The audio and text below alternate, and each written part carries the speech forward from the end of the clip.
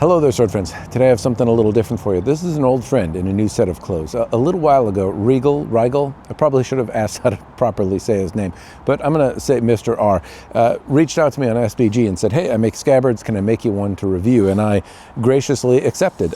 So this is a scabbard, it's a review sample, keep that in mind. But the basic gist is I'm going to put a link to Mr. R's contact info in the description down below if you're interested in having a project like this done. Now, the entire work would be about $450 for the grip, the scabbard, and the belt. At least that's the general quote that I have. But depending on your designs or needs, the price may vary, so you want to reach out to him. But it seems very modest to have, something kind of redone in total. Very often I end up spending like $600 or $700 on a custom scabbard or even a semi-custom scabbard. Grips are usually a couple $100 to have done.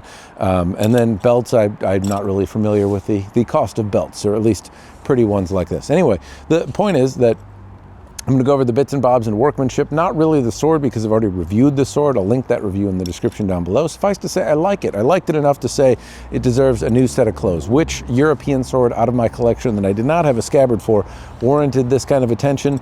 The Schloss did. And there are a couple things that I don't like about this, but half of those are really my fault for not explaining. And to start with that, why don't I go to the grip? The first thing that I will call out that I don't like, and it's my fault, is how bulbous it is. This was an opportunity for me to thin this out a little bit, and I didn't really specify that I would want that. So my grip, when I choke up near the crossguard, it feels like it's a little wide and it wants to break my grip just a little bit. It's not really honestly that bad. It just, when I hold this out here, I don't feel as locked in as I could if the grip were just a little bit more narrow. That is about the only position that's uncomfortable though. If I hold this in the middle, it's actually quite fun. It locks in a good way. If I hold it with two hands, I feel very secure. But with one grip, my pinky doesn't feel like it clenches down as well as it could. That is really my fault though. If I had explained that I would like this to be thinned out a little bit, I bet that would have happened. Now, in terms of workmanship, the risers are prominent. There is a leather seam that I can make out here, but I can't get a finger on it. It could be better hidden maybe, but at the same time, I can't say that I really mind it so long as I can't kind of peel it away, and I certainly can't do that here. Even in spots where it feels like I could get a finger in there, it's very solid. Where the leather was trimmed around the pommel area here, I could say it could be rounded off a little bit better. It looks not necessarily hastily cut, but sometimes they're, I don't know, they have some sort of solution or something on them, or they're finished in a way that it looks a little bit more refined. This isn't bad. It's better than what I see on a lot of swords, but it isn't as nice as I would like it to be for custom work. Flip side, the custom work here is very reasonably priced, so I wouldn't complain if I spent $100-something on this grip, which is, I believe, what the quote would be. I make out the risers very prominently. I make out the kind of cord wrapping that's pressed into the leather here quite well, and it feels very solid in my hand. I'm not able to grab it and turn it around really easily. It locks in pretty well, even though it's a little wide. Now, the real kind of joy to share with you here is this scabbard. So the first thing I'll call out is the scabbard is pretty thin, and this is the thinnest scabbard that I have had. It is not flimsy exactly. It's a wood cord scabbard. The leather is somewhat rigid. At the same time, it is certainly on the thinner side. It's not a sheath. It is a scabbard. It has some wooden planks in here, but at the same time, initially I thought about like, oh, that's kind of off-putting.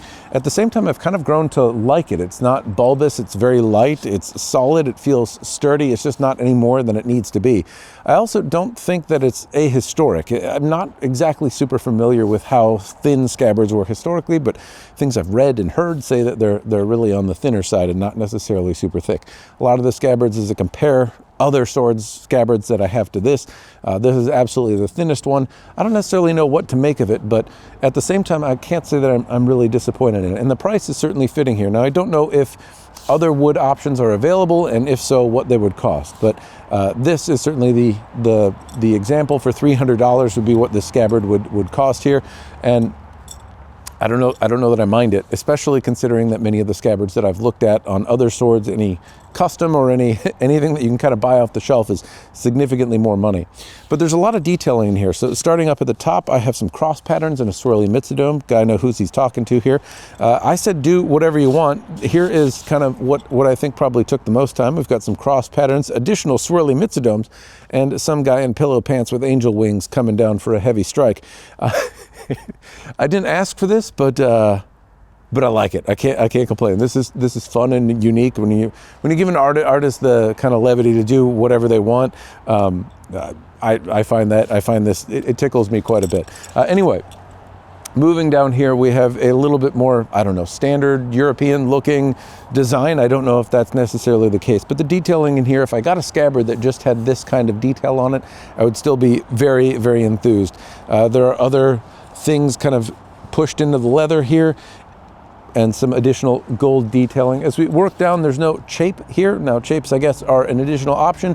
He doesn't have access to them at the moment, but there may be chapes available depending on the kind of sword or what you have or where he's at, if he's able to make his own when you reach out to him. But at the same time, the tip doesn't actually look too bad until I turn it around. So this is where things get a little rough. On the reverse side, there are some spots down here where it doesn't look like the die is consistent. I can make out some spots that look not dyed just around the tip. That would be hidden if I was able to find a shape to put on it, though. The stitching as well is not as even and consistent as it could be. Now, it's good enough all the way up. I can't really say I have any complaints until we get right up to the tip here, and it looks like some of the leather is just a little separated, and I can make out kind of how the sausage is made. Around the mouth of the scabbard, I can't make out the wood planks. There's some effort to dye it and not make it look ugly, but if I look close, there's less there than I would like, or maybe more than I would like to see. I'd like to see it hidden, I guess, is what I'm going for. Now, maybe rain flaps, or I'm not sure exactly what would do that, but I wouldn't mind not seeing the leather bit, as also the back's wooden liner of the scabbard here. I would like to have that hidden a little better and to see the stitching just a little bit tighter.